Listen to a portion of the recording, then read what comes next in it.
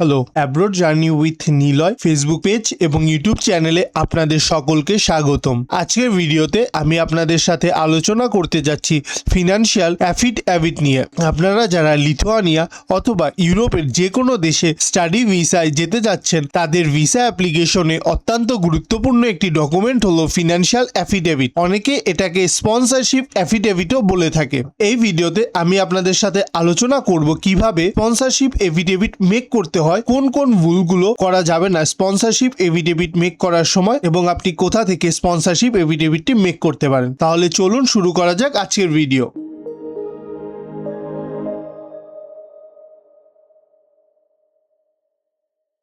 আপনারা আমার স্ক্রিনে একটা স্পন্সরশিপ এফিডেভিট দেখতে পাচ্ছেন। আমি আমার ভিসা অ্যাপ্লিকেশনের সময় এই স্পন্সরশিপ এফিডেভিটটি মেক করেছিলাম। স্পন্সরশিপ এফিডেভিট মেক করার সময় আপনাকে অবশ্যই কয়েকটা বিষয় ভালোভাবে খেয়াল রাখতে হবে।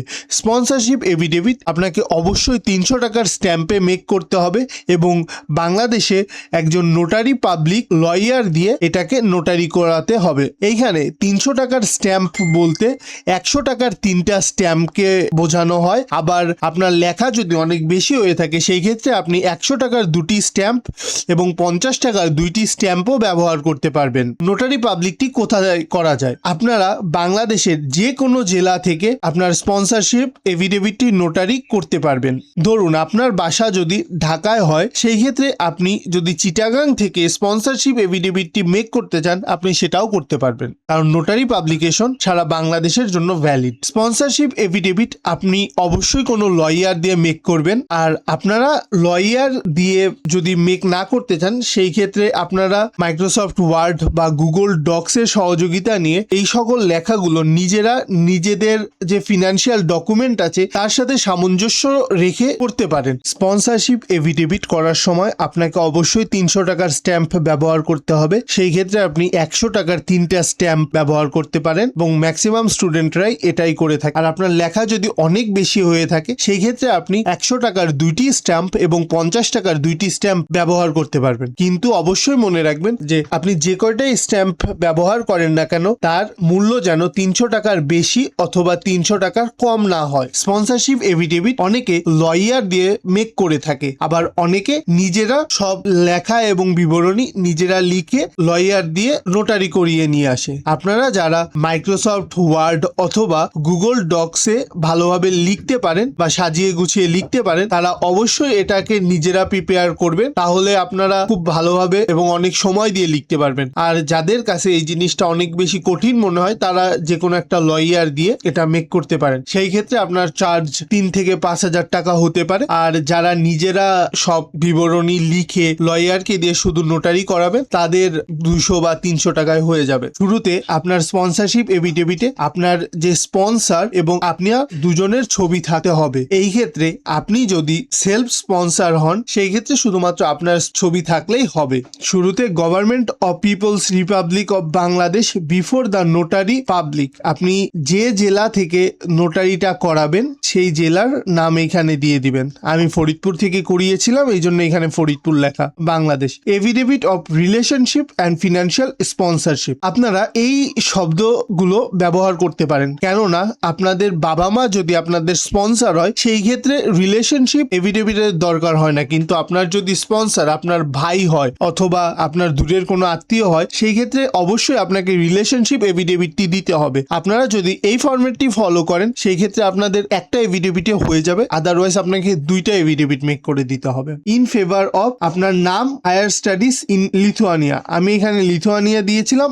আপনি যে ডেস্টিনেশনে যেতে যাচ্ছেন সেই ডেস্টিনেশনের নাম দিবেন এবং পরবর্তীতে তারপরে আপনার যে স্পন্সর, আপনি যদি সেলফ স্পন্সর হয়ে থাকেন সেই ক্ষেত্রে আপনার নাম দিবেন। আপনি যদি আপনার প্যারেন্ট যদি স্পন্সর হয়ে থাকে, সেই ক্ষেত্রে আপনার প্যারেন্টের নাম দিবেন এবং তার বায়োডাটা অনুযায়ী তার পিতার নাম এবং মাতার নাম, জন্ম কত সালে, এবং সব থেকে গুরুত্বপূর্ণ একটা জিনিস, আপনাদের প্যারেন্ট বা আপনার স্পন্সরের যদি পাসপোর্ট থাকে, সেই ক্ষেত্রে আপনারা এখানে পাসপোর্ট নাম্বার দিবেন। আর যদি পাসপোর্ট না থাকে, সেই ক্ষেত্রে ন্যাশনাল আইডি কার্ড নাম্বার দিবেন। এবং পরবর্তীতে তার পার্মানেন্ট অ্যাড্রেসটি অবশ্যই আপনি যে ডকুমেন্টের নাম্বারটি এখানে দিবেন, সেই ডকুমেন্টের সাথে 100% মিল রাখবেন। অ্যাড্রেস দেওয়া হয়ে গেলে, a citizen, a Bangladeshi citizen by birth birth and businessman. আপনার স্পন্সর যদি জব করে থাকে সেই ক্ষেত্রে আপনি এখানে জব হোল্ডার দিবেন এবং তার পজিশনটি দিয়ে দিবেন। আর যদি বিজনেস করে থাকে সেই ক্ষেত্রে businessman by profession do hereby solemnly affirms declare and state the following.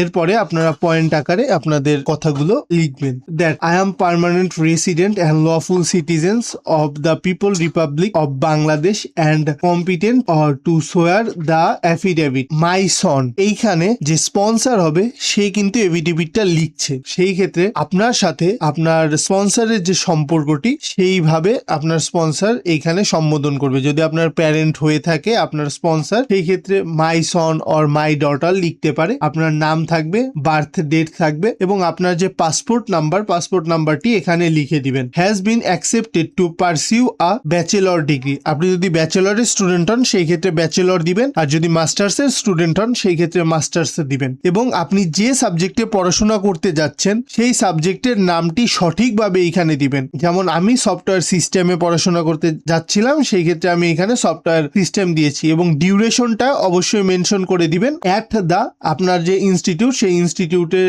Name এবং আপনার ডিগ্রিটি বা আপনার ক্লাস কবে থেকে শুরু হচ্ছে সেই ডেটটি আপনি এখানে দিয়ে দিবেন। 3 নম্বর পয়েন্টে আপনার স্পন্সর তার যে পরিমাণ সম্পত্তি আছে বা ব্যাংকে যত টাকা আছে সেই জিনিসগুলো এখানে ডেসক্রাইব করে। যেমন that I am a businessman and the founder and proprietor of Biswas hardware এবং ট্রেড লাইসেন্স নাম্বারটি দিবেন। যদি আপনার স্পন্সর জব হোল্ডার হয়ে থাকে সেই ক্ষেত্রে সে কোন কোম্পানিতে জব করে এবং কি পজিশনে আছে সেই পজিশনের বিবরণটা দিবেন। আর যাদের বিজনেস করে তারা সেম ফরম্যাটটাই ফলো করতে পারেন।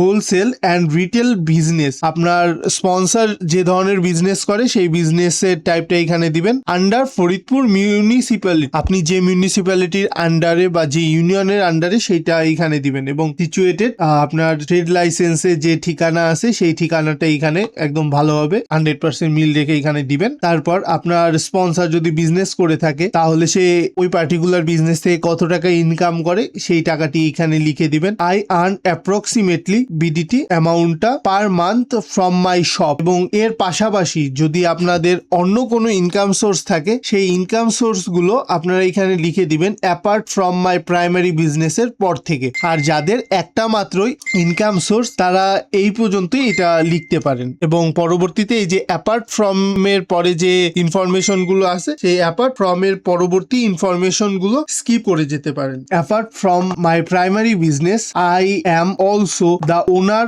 Of a transport lead consisting to commercial pickups and the registration number. আমার স্পন্সরের প্রাইমারি বিজনেসের পাশাপাশি তার যানবাহনের বিজনেস ছিল, সেহেতু আমি এইখানে এই যানবাহনের নাম্বারগুলো লিখে দিয়েছি এবং যানবাহনের ধরনগুলো কি, যেমন 2টা কমার্শিয়াল পিকআপ ছিল এবং একটা পাবলিক সার্ভিস প্যাসেঞ্জার বাস ছিল। তো আমি এখানে বাসের নাম্বারটিও দিয়ে দিয়েছি এবং এই ভেহিকল গুলো কোথায় অপারেটিং করে সেইটাও আমি এখানে লিখে দিয়েছি। যেমন this vehicles are currently contracted and engaged in transport operation at Faridpur jute mill Faridpur. যে এই ভেহিকল গুলো ফরিদপুর জুট মিলের সাথে কন্ট্রাক্টেড এবং এনগেজড আছে তাদের যাত্রী পরিবহনের জন্য। এবং এইখান থেকে আমি কত টাকা ইনকাম করি, আমার স্পন্সর এখান থেকে কত টাকা ইনকাম করে সেই টাকাটার অ্যামাউন্টটাও এখানে লেখা আছে। এবং আপনাদের যাদের বাসা বা বাড়ি বা কোনো প্রপার্টি আছে, ল্যান্ড আছে, তারা এখানে কিন্তু পরবর্তীতে ল্যান্ডের ইনফরমেশন গুলো দিতে পারেন। যেমন আমি এখানে দিয়ে দিয়েছিলাম additionally I am the absolute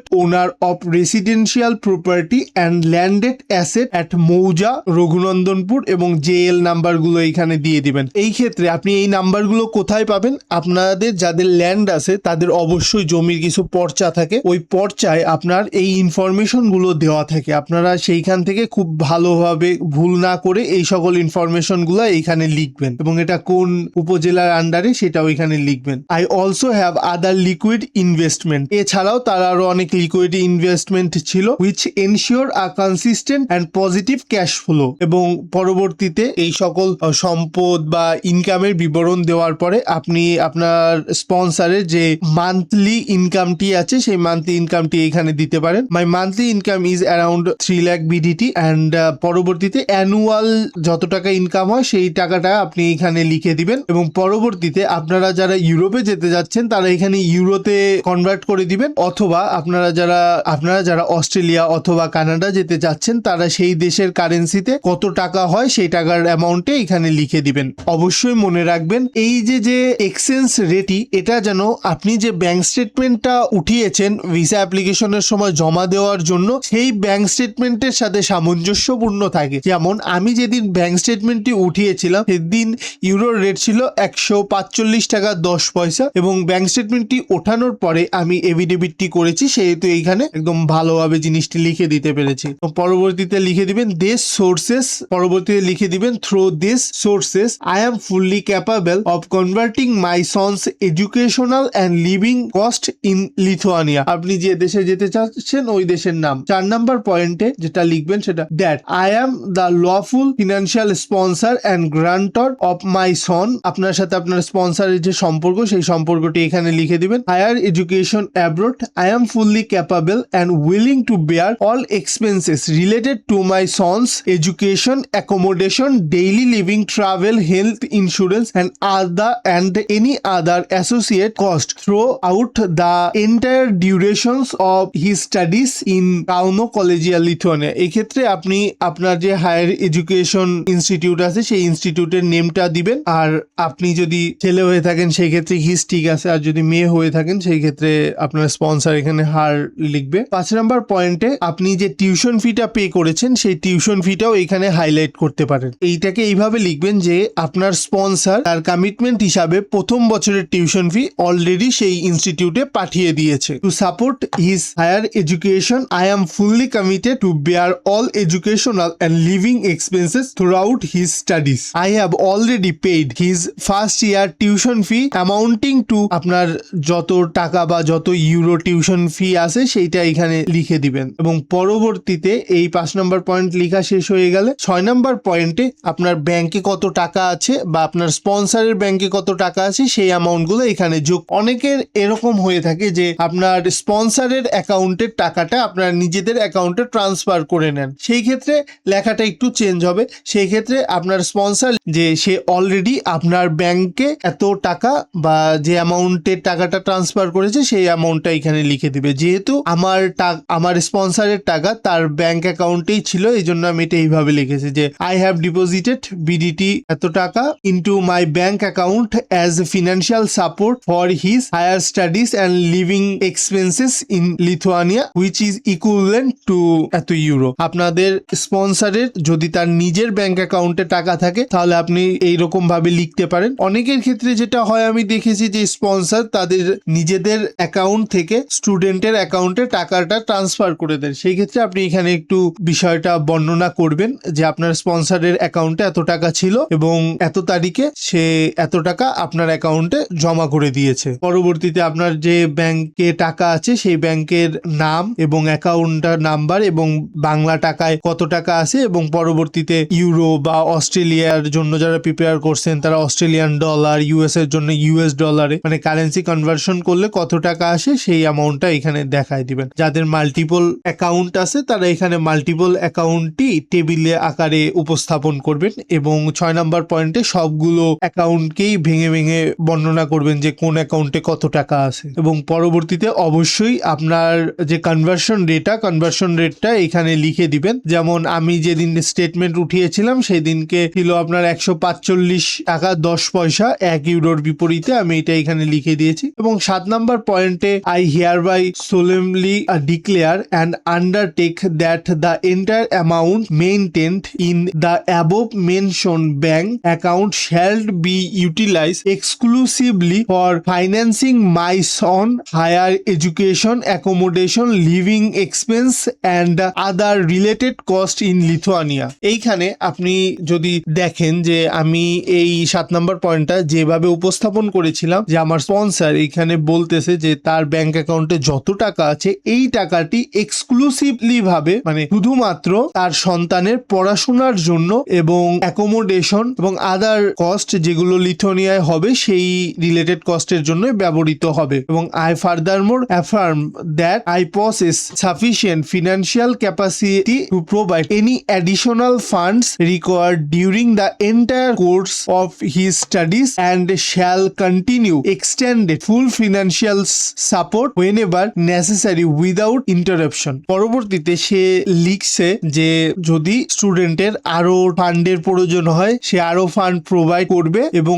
সকল নেসেসারি কস্ট সে বেয়ার করবে। এইভাবে সুন্দর করে আপনি জিনিসগুলো লিখে দিবেন, তাহলে যার ভিসা অফিসার যখন আপনার ফিনান্সিয়াল এফিডেভিটটা পড়বে সে আরো স্ট্রং ভাবে বুঝতে পারবে যে আপনার স্পন্সর আগ্রহী আপনাকে ফান্ড করার জন্য। এবং 8 নাম্বার পয়েন্টে কিন্তু সব থেকে বেশি গুরুত্বপূর্ণ, এইখানে আপনার স্পন্সর ডিক্লেয়ার করবে যে আপনি পড়াশোনা শেষ করে বাংলাদেশে ফিরে আসবেন। এইটা কিন্তু অনেক গুরুত্বপূর্ণ একটা বিষয়, এই পয়েন্টটা কখনোই মিস করা উচিত না। ইভেন আপনি যদি সেলফ স্পন্সর হন সেই ক্ষেত্রে আপনি এখানে লিখবেন যে পড়াশোনা শেষ করে আমি বাংলাদেশে ফিরে আসব। এবং স্পন্সর যদি অন্য কেউ হয় সেই ক্ষেত্রে এইখানে লেখা থাকবে স্পন্সরের কথা। এবং পরবর্তীতে একটা কথা খেয়াল করুন যে এখানে লেখা আছে I shall bear all related expenses, also I declare that whatever is stated above is true to the best of my knowledge and believe. So আপনারা এই ফরম্যাটটি একদম ফলো করতে পারেন। এটা দিয়ে আমার মাইগ্রিসে অ্যাপ্রুভাল এসেছিল। এবং ভেরিফিকেশন, এইখানে আপনি এই টেক্সটটা লিখে দিতে পারেন, এটা আমি পড়ছি না, এটা আপনি দেখে নিন যে এটা হলো যে নোটারি করেছে তার একটা ভেরিফিকেশন স্টেটমেন্ট এবং পরবর্তীতে স্পন্সরের সাইন থাকে এবং যে অ্যাডভোকেট আপনি যাকে দিয়ে নোটারি করাবেন সেও একজন অ্যাডভোকেট থাকে, তাকে বলা হয় নোটারি পাবলিকেশন অ্যাডভোকেট। এই অ্যাডভোকেট ছাড়াও আপনি অন্য একটা অ্যাডভোকেট দিয়ে এখানে জিনিসটা সই করিয়ে নেবেন। পরবর্তীতে নোটারি পাবলিকের যে অ্যাডভোকেট তার সিল অ্যান্ড সিগনেচার, এই জিনিসগুলো এখানে থাকতে হবে। এবং অবশ্যই আপনার এই যে লাল যে স্টিকারটি আছে স্টিকারটি থাকতে হবে। এবং আপনার স্পন্সরের যে আইডি কার্ড অথবা পাসপোর্ট দিয়েছেন সেই পাসপোর্ট গুলোকেও অবশ্যই নোটারি করিয়ে নিয়ে আসবেন। তো এই ছিল আজকের ভিডিওতে। আজকের ভিডিওতে আমি আপনাদের দেখালাম যে কিভাবে আপনারা একটা ফিনান্সিয়াল এফিডেভিট মেক করতে পারেন এবং কোন ওয়েতে একটা ফিনান্সিয়াল এফিডেভিট মেক করলে আপনার ভিসা পাওয়ার সম্ভাবনা অনেক বেড়ে যাবে। আর একটা কথা মনে রাখবেন, আপনি যখন ভিসা অ্যাপ্লিকেশন করবেন আপনি এই এফিডেভিটে যে সকল সম্পত্তির বিবরণী দিয়েছেন এই সকল ডকুমেন্ট আপনি এম্বাসিতে সাবমিট করবেন, আদারওয়াইজ কিন্তু ভিসা অফিসার সন্দেহ করতে পারে। তাহলে আপনারা ভালো থাকুন। নেক্সট ভিডিওতে আমি আপনাদের সাথে কথা বলবো ট্যাক্স টিন সার্টিফিকেট এবং আপনারা কিভাবে ইনকাম সোর্স দেখাতে পারেন এই বিষয়ে। আপনারা আমার ফেসবুক চ্যানেলে ফলো এবং ইউটিউব চ্যানেলে সাবস্ক্রাইব করে আমার পাশে থাকবেন এবং আমাকে এরকম আরো অনেক ভিডিও বানানোর জন্য ইন্সপায়ার করবেন। সবাই ভালো থাকবেন।